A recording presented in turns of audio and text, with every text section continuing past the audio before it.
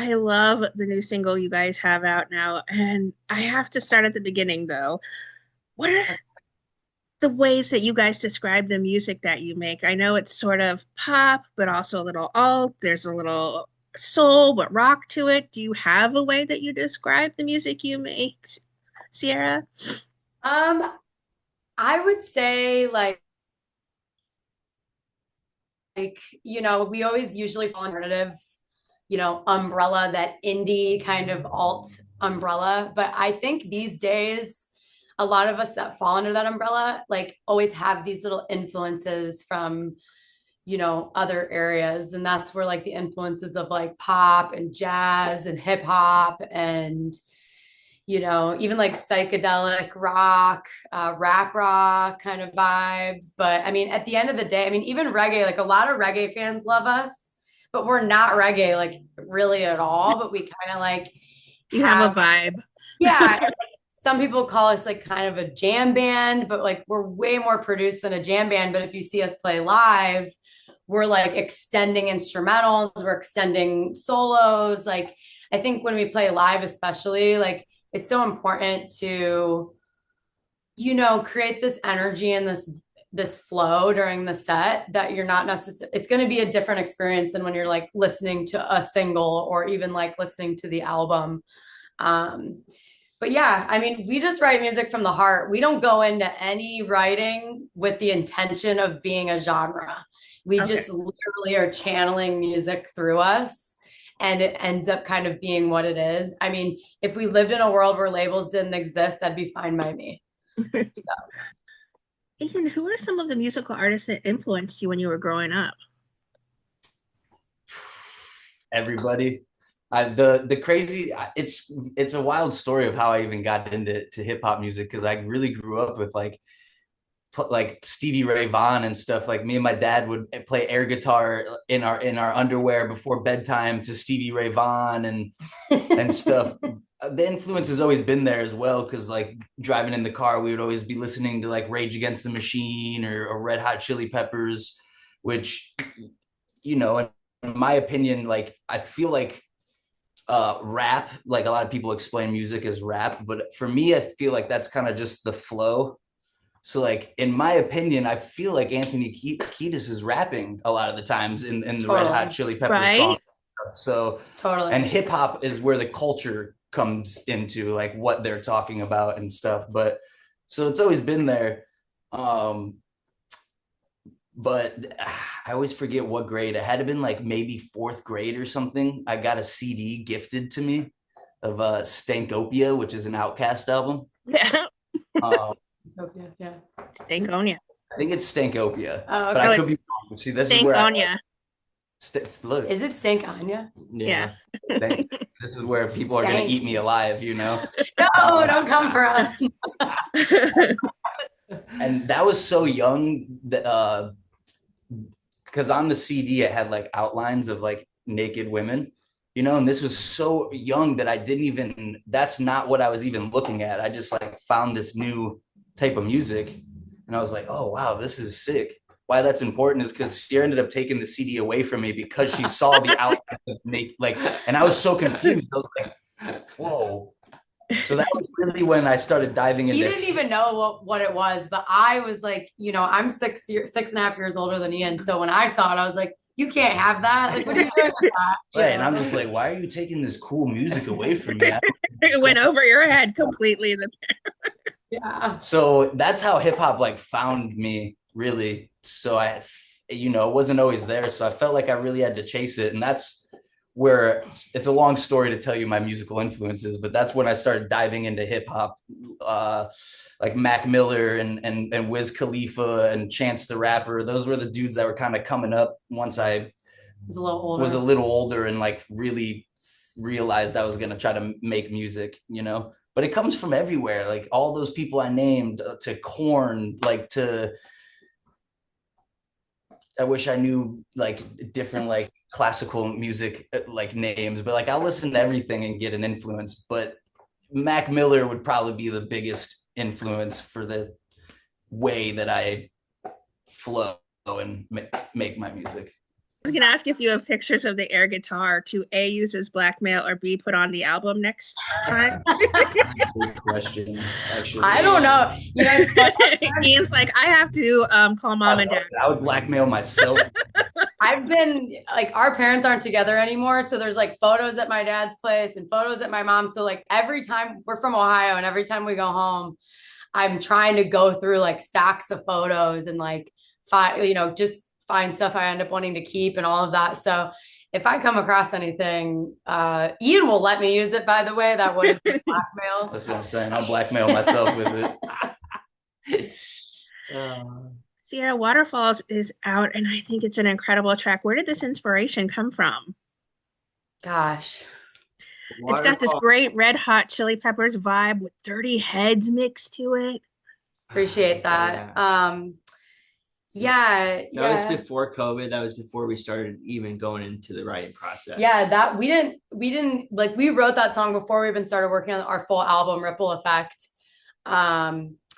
And funny enough, like we debuted, like we tried that song out at the last show we played, like before COVID. Like we played a show in March at a small little venue here in LA and played that song, and it just sticks in our minds so much because like did we open with that song or end on it? I think we ended on it. Yeah, and like I play sax on it, and we like to try out songs at shows, obviously, if we can, like before we're going to record them.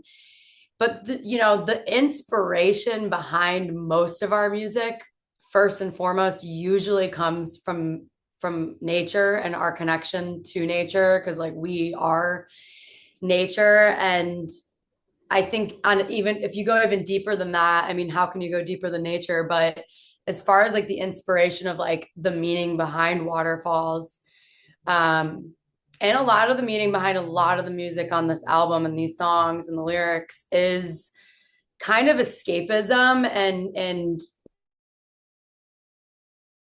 like how you deal with mental health and how you deal with like the bullshit of the world and like anxiety and depression and just how we're inundated with like so much. And it's like really overwhelming to even be a human right now. And how do you process that and like find ways to let it go? I mean, that's kind of the message in the song, is let it go. And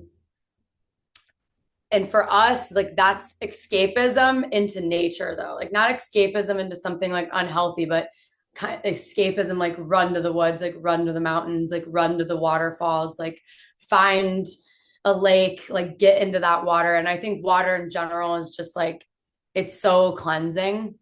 And I know for me, like just being out in nature will completely change my energy and, help ground me. But going into water or being in the presence of a waterfall literally like will change my like entire state of being.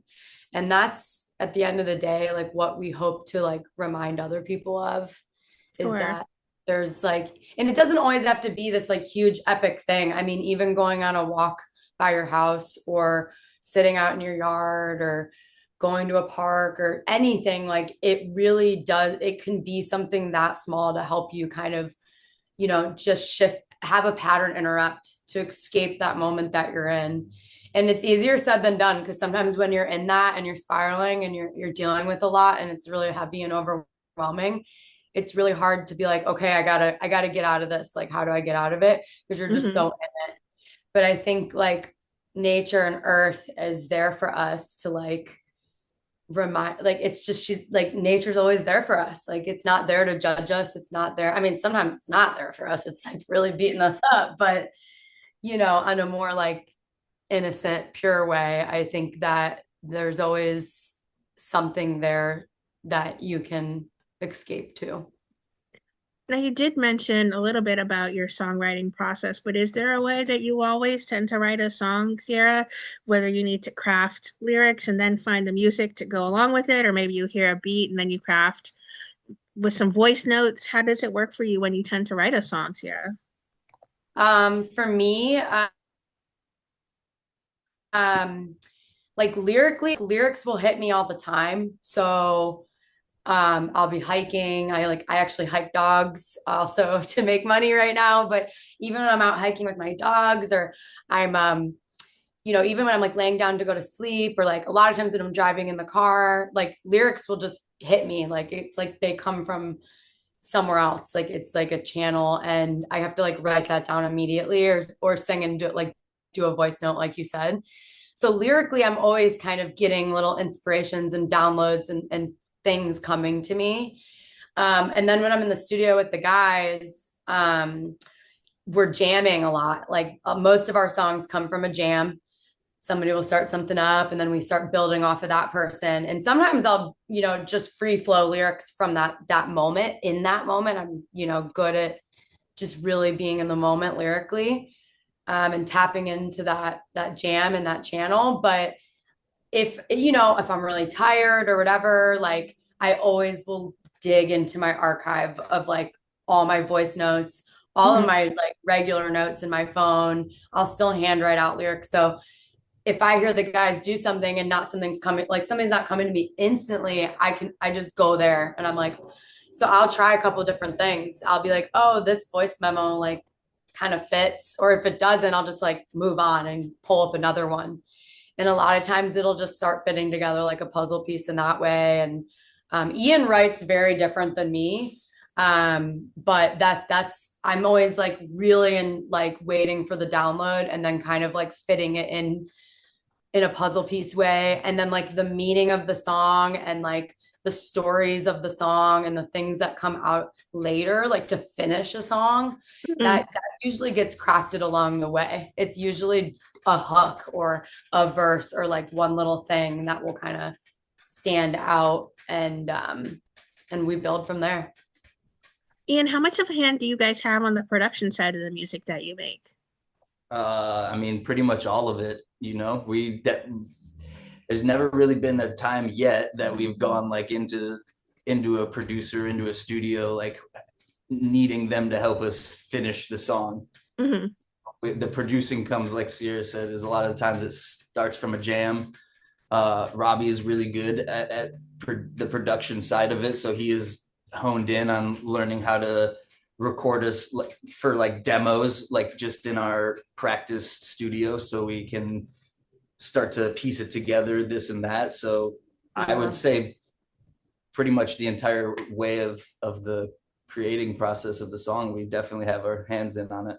Yeah, and we're all like throwing in ideas and different things. So Dryden might play a lick on the guitar. Robbie might produce an entire beat before we get in there, and then we're building off of that beat.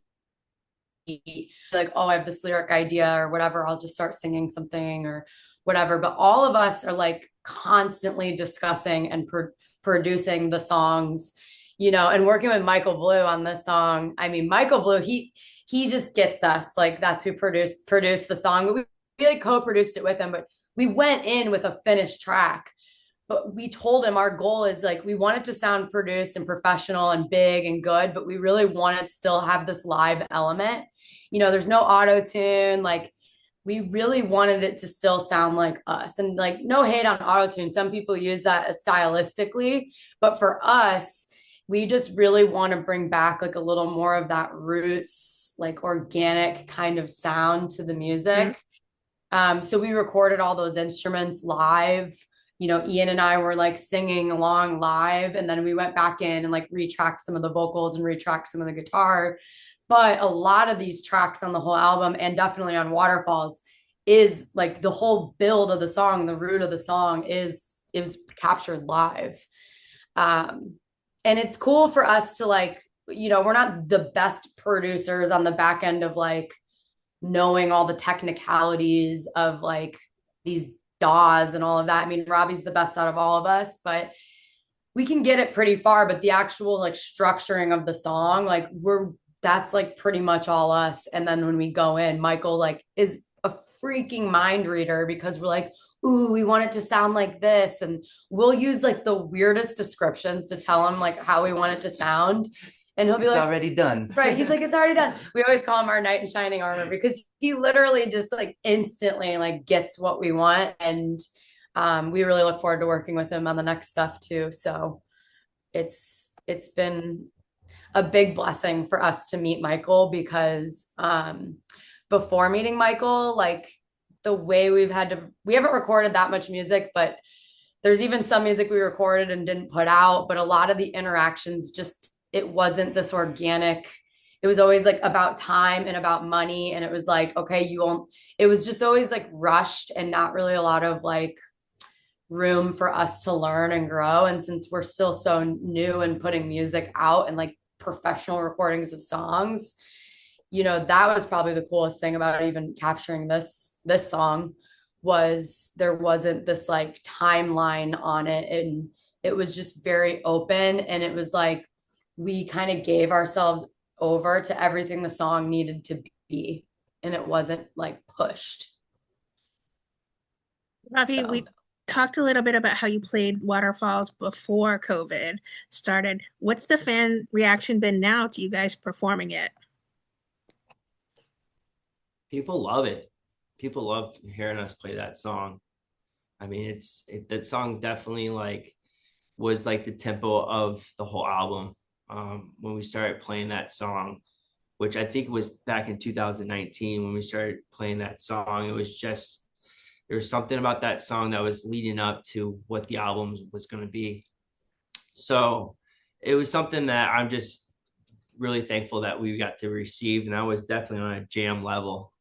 That was definitely all of us in the room just yeah, people always go crazy over the sax. Yeah. Oh yeah, people love when the sax gets pulled out. So- And I'm like I'm not that great of a sax player. So like people are like, we want more sax in all the songs, but I'm like, I'm still a little nervous to bring more sax, but we're working on it. We're working on having more songs with sax on the next album. Yeah. We need more cowbell. We need more sax. Yeah, we need more sax. Exactly. We're gonna more make sax Sierra into a meme.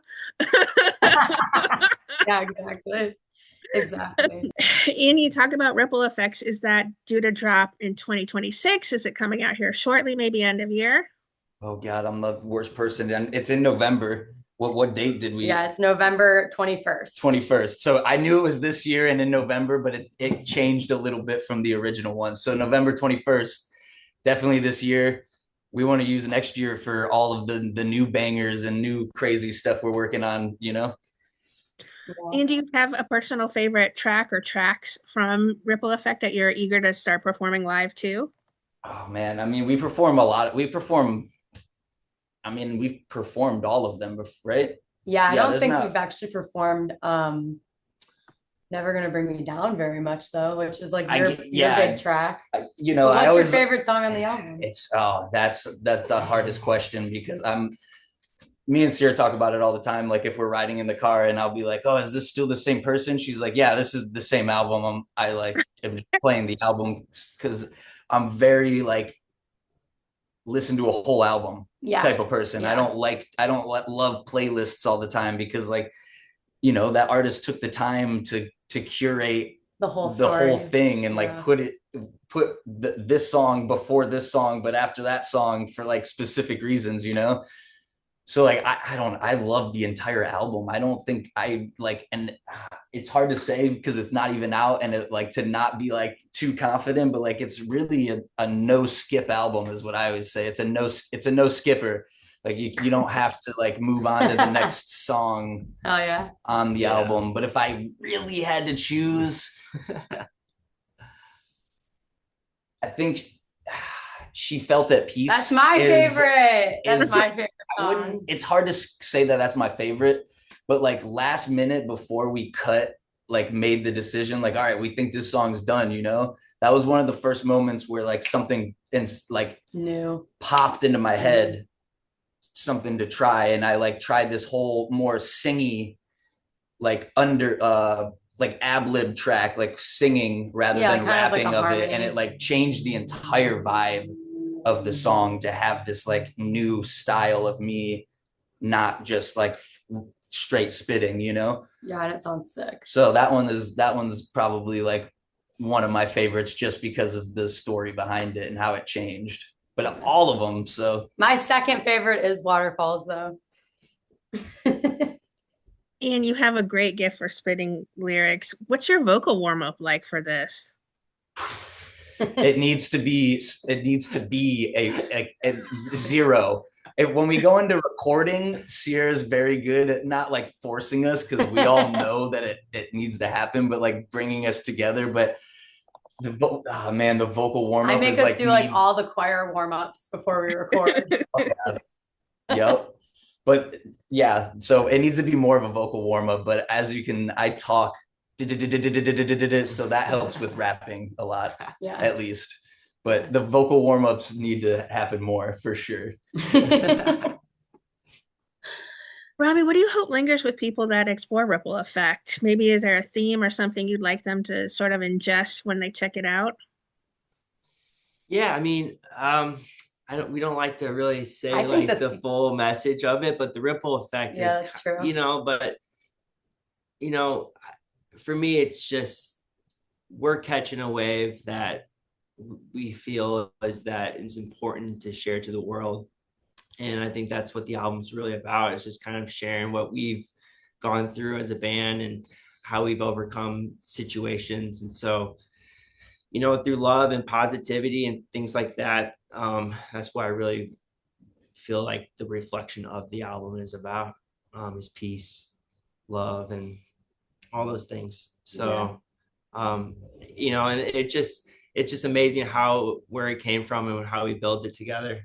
This album is really something special, something that we worked really hard on, and I'm very proud of all of it too. So I hope people will feel that too. It's just how it takes work, takes hard work to get to that place sometimes. So yeah. I think one thing I'll add into that is it's a reminder that the small things matter, because like like just the name ripple effect, a little ripple in the water, it starts from something smaller, Mm-hmm. that becomes something bigger. And it's kind of up to all of us to come together and overcome. Yeah. Sarah, what would you like to say then to everybody who are fans and supporters of Blooming Fire?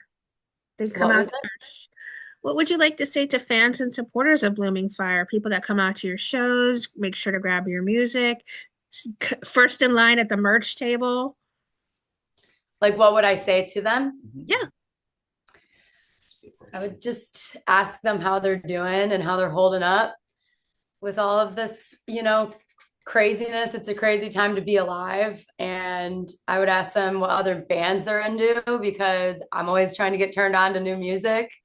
I want to support all the other indie artists out there.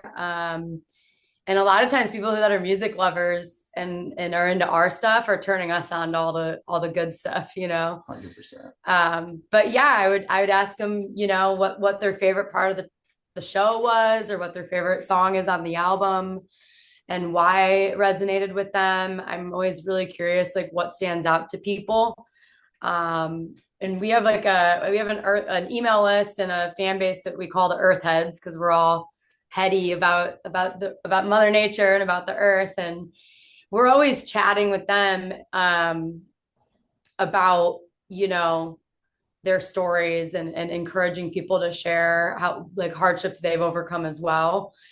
And people, if they were at a show, I would ask them if they were a part of that group yet and invite them into that and let them know about all the stuff we're cooking up for next year, start hitting at other stuff, but just get to know people and share stories because I think we all have more in common than we realize. Absolutely. In this world, where everything's so divided, but music is something that brings all of us together. And I think that when you realize that you're not alone in some of these hard, mental health issues and stuff like that, like not everything has to be like lean in on like this diagnosis. Like I genuinely do believe that we all go, and there's nothing wrong with that either. I'm just saying like we all go through stuff, and the more that we share and we actually open ourselves up to that, I think the more healing that will happen and you feel less alone because I know what it feels like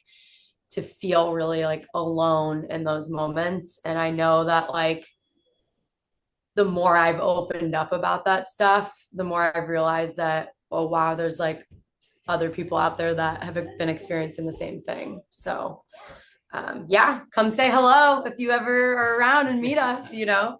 I would say come say hi. We're really down to earth and welcoming people.